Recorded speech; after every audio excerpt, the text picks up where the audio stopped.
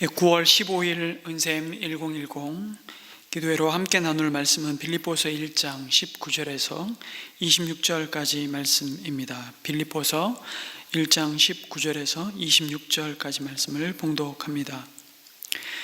나는 여러분의 기도와 예수 그리스도의 영의 도우심으로 내가 풀려나리라는 것을 압니다. 나의 간절한 기대와 희망은 내가 아무 일에도 부끄러움을 당하지 않고 온전히 담대해져서 살든지 죽든지 전과 같이 지금도 내 몸에서 그리스도께서 존귀함을 받으시리라는 것입니다.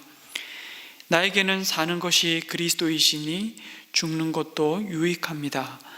그러나 육신을 입고 살아가는 것이 나에게 보람된 일이면 내가 어느 쪽을 택해야 할지 모르겠습니다.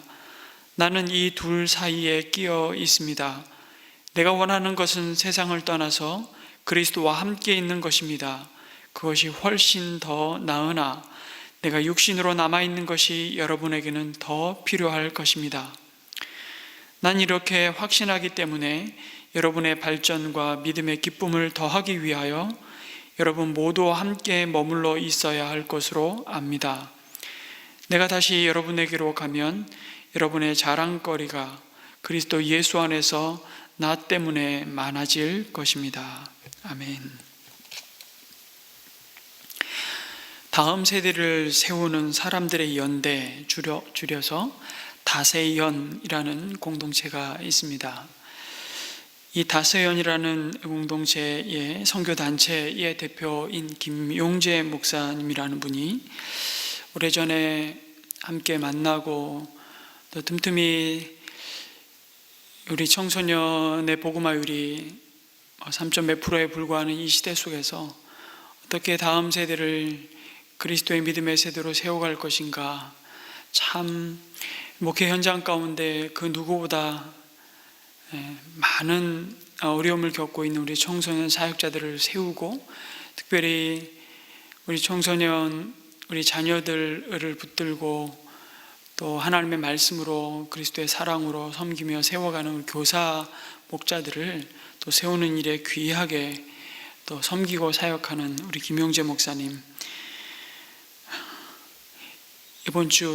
지난주 토요일 날 하나님의 부르심을 받고 갑자기 소천을 하게 되었습니다. 제가 주일 저녁에 장례식장을 방문해서 또 함께 동역했던 많은 믿음의 동역자들과 갑작스럽게 이렇게 하나님이 부르신 이 부름에 대해서 우리가 다 헤아릴 수 없고, 저와 거의 연배가 같은 우리 목사님 한창 코로나 상황 속에서도 인내하며 씨름하는 많은 사역자들을 또 돕고 섬기며 격려하면서 귀한 목회를 이어가고 계시는데 왜 지금일까, 또 그런 생각을 하지 않을 수 없었습니다. 특히 교사들에 대해서 김용재 목사님이 하나님의 마음으로 아이들의 영혼을 돌보는 하나님의 손가락이라는 이 표현을 참 자주 쓰셨는데, 그러면서 참 소중한 사람이라고 격려하면서 때로는 그 소중한 사람, 교사들을 격려하면서 5글자로 시작하는 표현을 가지고 많은 교사들을 격려했습니다. 소중한 사람들, 소망을 품은 사람, 중요한 사역을 함께하는 사람들이고 한 번 권면을 위해 존재를 품는 사람, 사소한 부분까지 살피는 사람, 청소년 사역자답게 람보처럼 찾아가는 사람, 이런 교사상을 제시하면서 우리 다음 세대를 믿음으로 품어야 할 기성세대를 깨웠던 귀한 하나님의 사람이었습니다. 혼란 가운데 어른으로 자라가는 아이들은 매 순간 자신을 포기하고 있는데, 이때 누군가 곁에서 같이 버텨주는 그 한 사람만 있으면 아이들은 다시 일어날 수 있다고, 나도 나를 포기했는데 옆에서 포기하지 않고 버텨주는 한 사람, 바로 그 선생님을 통해 아이들은 하나님에 대한 힌트를 얻는다는 이 놀라운 권면을 하면서, 교사는 그렇게 존재 자체로 아이들에게 하나님이 어떤 분인지 힌트를 주는 사람이라고 격려했던 귀한 하나님의 사역자였습니다. 그래서 교사는 버티는 사람이다. 은혜는 그저 버티는 것이다. 참 얼마나 귀한 도전이 되었는지 모릅니다. 살든지 죽든지 전과 같이 지금도 내 몸에서 그리스도께서 존귀함을 받으시리라는 이 바울의 삶을 향한 간절한 소망이 김영재 목사님의 소망이었음을 확인하는 장례였습니다. 웰빙이 아니라 다시금 웰다잉, 어떻게 우리는 복된 삶의 마침표를 준비해야 할지를 또다시 묵상하게 되는 시간들입니다. 오늘 로마 감옥에 갇혀서 사랑하는 빌립보 교회 성도들에게 편지를 쓰는 사도 바울 역시 오늘 읽은 말씀에서 우리들에게 똑같은 질문에 답하고 있습니다. 이 땅에 아직 남겨진 하늘에 속한 성도들이 묻고 답해야 할 한 가지를 자신의 삶으로 고백하고 있습니다. 그것은 바로 우리가 아직 살아서 육신 가운데 거하는 이유는 뭘까? 우리는 과연 무엇을 위해, 누구를 위해 이 땅 가운데 육신의 몸을 가지고 아직도 살아가고 있는가? 라는 질문입니다. 죽지 못해, 마지못해 사는 거지 뭘 별거 있어? 아니면 자식 때문에 사는 거지, 내가 자식만 아니었으면 내가 이렇게 살았겠어? 우리가 앞뒤에 좌우가 막히고 하늘을 바라보지 못하는 절망의 때에 종종 우리 마음을 채웠던 또 다른 독백들은 혹시 무엇입니까? 그러나 그리스도 예수 안에서 구원의 은혜를 덧입고 새 피조물로 부름받은 우리는 이제 이 질문에 전혀 다른 답을 가지고 있다고 사도 바울은 말씀합니다. 나만 그런 것이 아니라 그리스도 예수 안에서 같은 믿음과 소망을 가진 모든 성도들이 나와 다르지 않다고 말씀하고 있습니다. 바울은 편지를 쓰면서 그가 예수 그리스도의 사랑과 복음으로 나온 빌립보 성도들을 향해 4장 1절에 이렇게 표현해 주고 있습니다. 나의 사랑하고 사모하는 형제들, 당신들이 나의 기쁨이요 면류관인 사랑하는 자들이라고 부르고 있습니다. 사실 바울에게 있어 그들은 예수 그리스도의 생명으로 낳고 얻은 영적 자녀들이었습니다. 그런데 그들이 하나님 앞에 돌아오기까지 예수 그리스도의 사랑과 복음을 전하기 위해 사도 바울이 걸었던 그 삶의 여정은 결코 순탄치 않았습니다. 빌립보 교회뿐만 아니라 그가 한 번도 그리스도의 복음을 듣지 못한 이방인들에게 복음을 전하고 그들이 그리스도를 영접하고 하늘나라의 성도로 세워져가는 주님의 몸된 흠도 티도 없는 영광스러운 주님의 몸인 교회로 세워져 가기 위해 일에 수고했던 바울의 수고가 어떤 것이었는지 고린도후서 12장에서 간략히 이렇게 고백합니다. 내가 수고를 넘치도록 하고 수없이 맞으며 강의 위험과 강도의 위험과 동족의 위험과 이방인의 위험과 광야의 위험과 바다의 위험과 거짓 형제 중의 위험을 당하고 또 수고하며 애쓰고 여러 번 자지 못하고 줄이며 목마르고 여러 번 춥고 굶고 헐벗었나라. 그리고 마침내 그가 서 있는 자리가 어디입니까? 언제 사형이 집행될지 모르는 로마 황제 시위대 감옥의 자리인 것입니다. 누가 봐도 기가 막힌 인생이 아닐 수 없습니다. 그런데 바로 그 매임 속에서도 바울은 복음이 전진하는 그 역사를 보며 기뻐하고 있다고 고백합니다. 놀라운 것은 그 칠흑 같은 감옥의 자리에서부터 시작된 그 복음의 전진이 끝내 로마를 그리스도 앞에 무릎 꿇게 했다는 것입니다. 사실 바울이 감옥에서 언제 사형이 집행될지 모르는 죄수의 신분으로 있으면서 가만히 생각해 보면 그의 하루하루는 인간적인 눈으로 볼 때 참 의미 없이 보였을 겁니다. 그러나 그는 그 매임 속에서도 오히려 복음의 전진을 가져다주는 놀라운 하나님의 일하심과 섭리를 보게 됩니다. 시위대의 간수들이 그의 매임 가운데 복음을 듣게 되고 때를 얻든지 못 얻든지 자신에게 다가오는 그 사람에게 그리스도의 생명의 복음을 전하자 그 남편들은 그 부인들에게 복음을 전했을 것이고, 또 그 부인들은 그 상사의 부인들에게, 그리고 또다시 그 부인들은 자기 남편들에게 복음을 전했을 것입니다. 그렇게 주의 교회는 로마 시대 수백 년의 핍박 가운데서 이 생명의 복음을 이어갔고, 결국 하나님은 로마를 하나님의 통치 앞에 무릎 꿇게 하셨습니다. 이 복음의 역사 속에 우리는 바울을 통해서 우리가 육신 가운데 사는 이유를 말씀하시는 하나님의 음성을 듣는 것입니다. 그 이유는 아직 우리가 감당케 하시는 하나님이 부여하신 사명이 우리에게 남아 있다는 사실입니다. 그 사실을 22절에 이렇게 밝힙니다. 그러나 육신을 입고 살아가는 것이 나에게 보람된 일이면 내가 어느 쪽을 택해야 할지 모르겠습니다. 주께서 나를 살려주시면 주님이 기대하시는 사역의 열매를 맺으면서, 다시 말해 주신 사명을 위해, 주님을 위해 살 것이라는 고백입니다. 주 예수의 신분으로 육신이 결코 자유롭지 못한 바울에게 있어서 언제 사형이 집행될지 모르는 안개 속과도 같은 그의 하루하루였지만, 그에게는 세상이 줄 수 없고 세상이 빼앗을 수 없는 평강과 기쁨이 있었고, 그 고난 속에서도 하나님이 만나게 하시는 사람들을 하나님의 사람들로 세워가기 위한 거룩한 사명이 남아있음을 그는 확신했던 것입니다. 그래서 24절에 이렇게 고백합니다. 내가 육신으로 남아있는 것이 여러분에게는 더 필요할 것입니다. 참 바울은 행복한 사람입니다. 그의 육신은 어둡고 차디찬 감옥에 앉아있지만 그의 영혼은 그리스도의 복음이 전해질 온 세상을 이미 바라보았던 것입니다.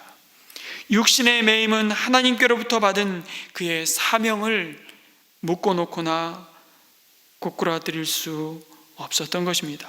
모든 것이 끝났다. 이제는 희망이 없다. 더 이상 우리가 이분을 믿고 따라가는 것은 부질없는 짓이다. 우리 각자 살 길을 찾아 떠나야 한다고 말하며 뿔뿔이 흩어졌던 주님의 제자 공동체, 그러나 부활의 주님은 그 불신과 절망의 제자들을 찾아오셔서 그들의 사명은 끝나지 않았음을 그 부활의 몸으로 보여주셨습니다.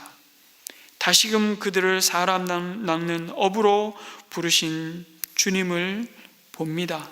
그 썩지 아니할 사명, 세월의 무게 앞에 빗바래지 않고 날로 후패해져가는 고단한 육신 가운데서도 놓을 수 없는 사명이 있기에 예수님의 제자들은 전혀 다른 삶을 걸어갔습니다. 그 사명이 바울에게도 동일하게 부어졌습니다. 특별히 바울에게 있어서 그 사명은 빌립보 교인들을 향한 그의 사랑이었습니다. 그리고 그 사랑의 열매는 바울을 위해 간절히 기도하는 빌립보 성도들에게 그를 다시 육신 가운데 만나는 기도 응답의 큰 기쁨으로 주어졌던 것입니다. 뿐만 아니라 복음을 위해 같은 고난과 고통 가운데 있는 그들의 믿음을 더욱 굳세게 하고 온전케 하시는 믿음의 본으로 바울의 삶이 사용되어지는 것이었습니다.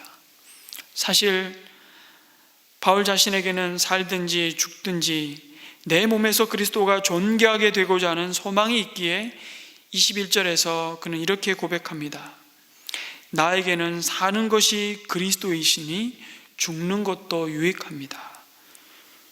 정말 우리 귀를 의심할 만큼 그에게는 사는 것과 죽는 것이 일반이었습니다. 죽음을 삶만큼이나 좋아하는 사람이 어디 있겠습니까? 그러나 바울은 자신의 죽음을 생각할 때 너무 좋아서 삶과 죽음 사이에서 어느 쪽을 선택해야 할지 모르겠다고 말씀합니다. 아니, 더 나아가 차라리 세상을 떠나서 그리스도와 함께 있는 것이 훨씬 더 좋은 일이라 그렇게 하고 싶다고 말합니다. 여러분, 오해하지 마십시오. 바울은 죽음의 찬론자가 아닙니다. 또한 죽고 사는 것 다 자기 팔자지 마치 죽음을 숙명론처럼 포기하듯 받아들이고 있는 자도 아닙니다. 만약 그랬다면 바울은 사형을 기다리고 있는 죄수의 신분으로 육신 가운데 있는 것이 빌립보 성도들인 너희를 위하여 더 유익하다라고 말할 수 없었을 것입니다. 그리고 나는 이렇게 확신하기 때문에 여러분의 발전과 믿음의 기쁨을 더하기 위하여 여러분 모두 함께 머물러 있어야 할 것으로 압니다. 25절에 이렇게 편지할 수 없었을 것입니다. 사실 그는 그를 변호하는 변호사로부터 당신은 곧 석방될 것이요, 일이 잘 돼가고 있고 당신의 석방을 위해 열심히 작업을 하고 있다는 그런 희망의 소식을 듣는 것은 고사하고, 그는 그의 사로잡힘을 부끄러워하며 그의 곁을 떠나가고 있는 주님을 향한 그 믿음을 배반한 사람들의 소식을 오히려 감옥에서 듣게 됩니다. 얼마나 그가 이 죽음의 쇠사슬에서 벗어나서 그들의 믿음을 다시 세우고 싶었겠습니까? 그의 유언장과도 같은 디모데후서에서 그의 아파하는 모습을 보게 됩니다. 그래서 그는 그의 영적 아들인 디모데에게 오히려 디모데후서 1장 8절에서 이렇게 권면합니다. 너는 내가 우리 주를 증언함과 또는 주를 위하여 갇힌 자 된 나를 부끄러워하지 말고 오직 하나님의 능력을 따라 복음과 함께 고난을 받으라, 이렇게 권면합니다. 이 세상에서 그가 할 일은, 다시 말해 주께 받은 사명은 아직 끝나지 않았습니다. 그런데 막상 그가 감옥에서 정작 이 편지의 수신자인 빌립보 성도들을 향해 할 수 있는 일이 여러분 뭐였을까요? 빌립보서를 옥중 서신이라 말하면서 기쁨의 서신이라고 부릅니다. 그런데 그 기쁨은 그들을 향한 하나님께 드리는 깊은 기도라는 사실을 보게 됩니다. 사실 빌립보서뿐만 아니라 그가 복음으로 낳은 교회를 향한 모든 편지들은 그들을 향한 사랑의 편지임과 동시에 기도의 편지인 것입니다. 이것이 그가 감옥의 자리이지만 기쁨의 면류관인 빌립보 성도들을 향한 주님의 일하심이 비록 그의 육신이 그들과 함께 있으나 떠나 있으나 계속되고 있음을 믿는 믿음이었던 것입니다. 그러면서 기도 가운데 자신 또한 하나님이 주신 남은 사명을 계속 감당하고 있는 모습을 증거하고 있습니다. 또 한편으론 메인 바울의 모습을 통해 보여주시는 사명자의 모습은 육신으로 사는 고달픔이 오히려 주변의 연약한 믿음 가운데 있는 성도들을 더욱 온전한 믿음 가운데 세워가는 도구로 사용되어지는 모습을 보여줍니다. 심지어 그것이 고난과 이로 헤아릴 수 없는 장애까지도 하나님의 손에 붙들림 받을 때 놀랍게 주의 사명을 감당하는 도구로 사용되어지는 모습을 보여주시는 것입니다. 여러분, 돈도 매이고 사람도 매이고 우리의 건강도 매이고 우리를 둘러싼 환경도 매이고 수많은 복음의 걸림돌이 하나님으로부터 받은 우리의 사명, 곧 은혜의 복음을 증거하게 하시는 이 부르심을 가로막고 매이게 합니다. 하지만 여전히 하나님의 말씀, 이 복음은 매이지 않음을 오늘 말씀 속에서 다시 한번 기억하면서 오늘도 우리의 기도에 귀 기울이시며, 그럼에도 언제나 하나님은 선하시며 언제나 하나님은 우리 가운데 우리를 통해서 오늘도 하나님의 뜻을 이루시며 일하시는 분임을 신뢰하며 기도했으면 좋겠습니다. 우리 오늘 수요일 우리 선교지와 선교사님들을 위해 기도했으면 좋겠습니다. 특별히 선교지마다 코로나19로 인해 극심한 제약과 어려움이 있습니다. 제 주변에 많은 선교사님들이 코로나19의 급속한 확산으로 인해서 선교지를 급하게 나온 뒤에 그 선교지로 다시 돌아가지 못해서 정말 가슴을 졸이며 마음 아프게 발을 동동 구르고 있는 우리 선교사님들을 참 많이 요즘 만나게 됩니다. 우리 선교사님들 마음을 주님께서 지켜주시고 주님의 은혜와 권능으로 붙들어 주시고 강하고 담대하게 하여 주옵소서라고 우리 기도했으면 좋겠습니다. 또한 오늘 수요일은 이 나라와 민족을 위해 또한 기도하는 날입니다. 속히 코로나19 이 확진 국면이 가라앉을 수 있도록 주님의 긍휼을 함께 구합시다. 아울러서 은샘 1010 기도 제목을 가지고 우리의 마음을 기울여 마음을 모아 함께 기도드리도록 하겠습니다. 기도하겠습니다.